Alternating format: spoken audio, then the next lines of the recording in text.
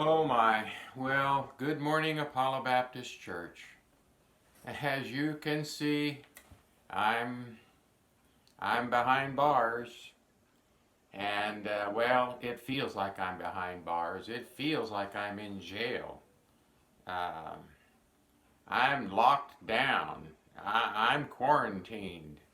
I can't go anywhere, and I am tired of this situation. I cannot wait for it to get over. I can't do anything. Oh, my. But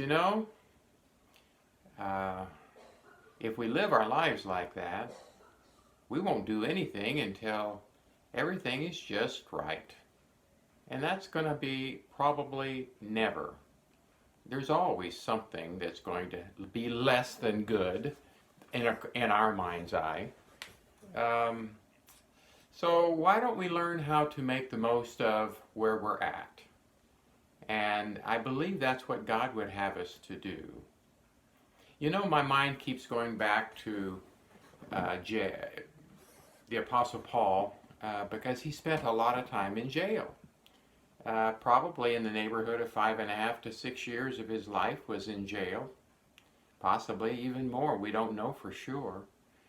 Um, and he didn't put everything on hold while he was in jail. Did you know that 5 of the books of the New Testament were written while he was in jail? We learn much about how God would have us to pray in circumstances, because the prayer, many times, that he prayed for the churches are written out in the books that he wrote to them. Oh my, I am so glad he didn't say, I can't do anything. I am simply waiting until I get out before I do anything. You know, we can't afford to do that either. God is with us in our lockdown, quarantine, set apartness. We can't go anywhere, it seems, but God has a group of people that we could reach. Since we've been in lockdown, there have been several people that we've been able to meet in this setting at church that we would not have been able to meet otherwise.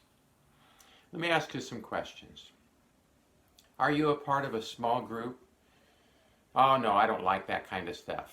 Well, you know what? None of us like it as good as the other, but it's where we are, and you need to be in a small group.